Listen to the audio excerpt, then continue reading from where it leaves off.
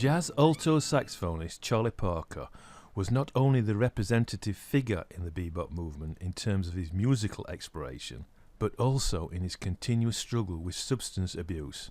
Evidently, the problem of substance abuse was pervasive during that period within the jazz community, as Burton W. Peretti elucidated that, while World War I, prohibition and the first flush of the adolescent subculture had prompted alcoholism among some early white jazz musicians, a deeper disappointment fueled the bebop turn to drugs.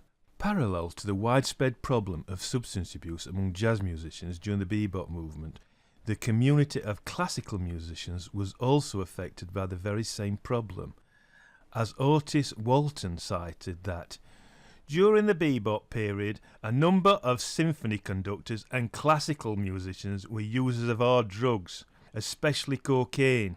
However, Parker's unique role as one of the leading figures during the bebop movement within the jazz community has consequently created a platform in which his behaviours were correspondingly exemplified to his followers.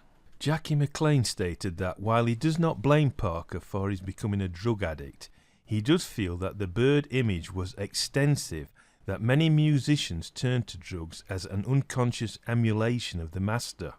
Red Rodney also remarked that, when you're very young and immature and you have a hero like Charlie Parker was to me, an idol who proved himself every time, who proves greatness and genius, that's a hard word to throw around, but you can't say less.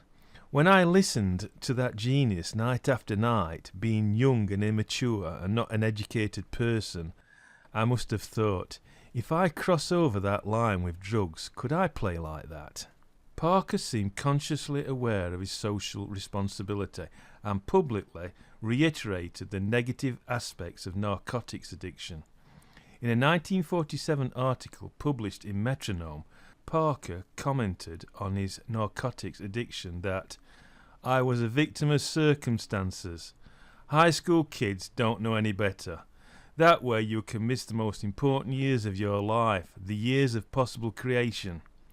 In a 1949 article published in Downbeat, Parker's position regarding narcotics was paraphrased.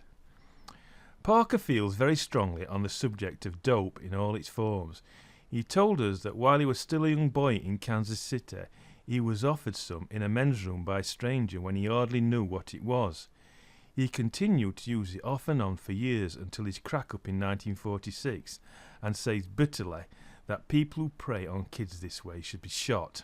In the same article, Parker also delivered a direct statement indicating his feelings about the perception that there is a connection between the musical creativity and narcotics. Any musician who says he is playing better either on tea, the needle, or when he is juiced is a plain straight liar. When I get too much to drink, I can't even finger well, let alone play any decent ideas. And in the days when I was on the stuff, I may have thought I was playing better, but listening to some of those records now, I know I wasn't.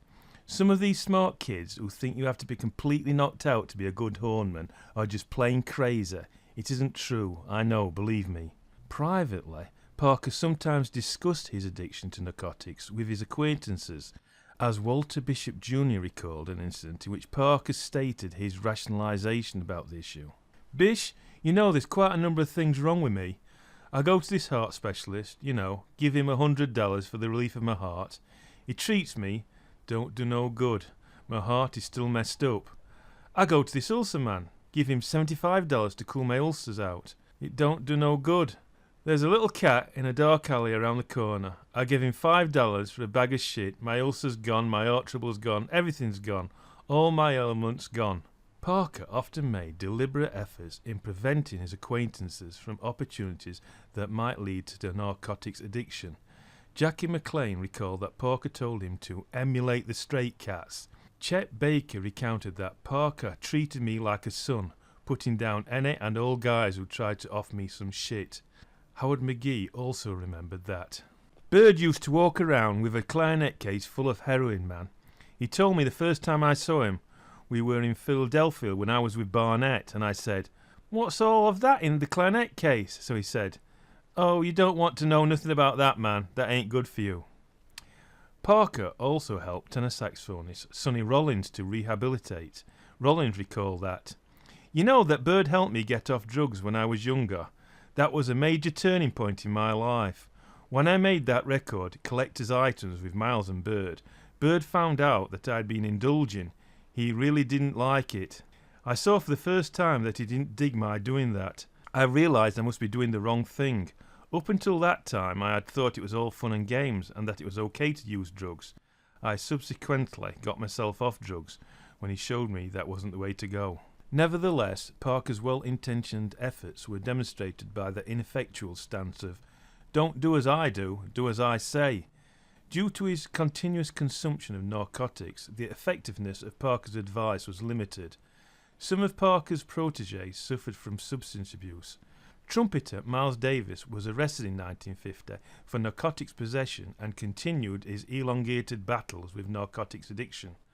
Trumpeter Red Rodney was arrested twice for narcotics possession around 1950 and was rehabilitated in the Federal Narcotics Hospital at Lexington, Kentucky, and the U.S. Public Health Service Hospital at Fort Worth, Texas. Trumpeter Chet Baker was arrested for narcotics possession numerous times in the States and volunteered to check into the Federal Narcotics Hospital at Lexington, Kentucky. Baker later also became a repeat offender for narcotics possession in Europe. Alto saxophonist Jackie McLean was arrested in 1957 for narcotics possession and was subsequently arrested twice again for the same offence. Red Rodney recalled Parker's reaction when he found out about Rodney's addiction, as Parker was furious. He was very sad, very angry. You want to play like Bird? You gotta shoot shit like Bird? Is that what you thought? Is that what they told you? I don't remember. No! No! It don't help, man. Don't help. Don't you know that? I know now. Startlingly, Rodney's recollection also reveals Parker's questionable stance in coping with Rodney's addiction. He was smart enough to know that once you're involved, there wasn't anything he could say, so we shared. He was great even that way. He was a genuinely nice man. He was disappointed that I'd gone out and messed up, but once it was done, it was done. Substance abuse was ultimately blamed as the cause for Parker's untimely death at the age of 34, as Frederick Spencer stated that it was years of unremitting substance abuse that really killed him. Nonetheless, Parker's efforts in rehabilitation were noted, as Spencer also pointed out that Parker had stopped using heroin, although he substituted it with excessive drinking before his death on March 12, 1955.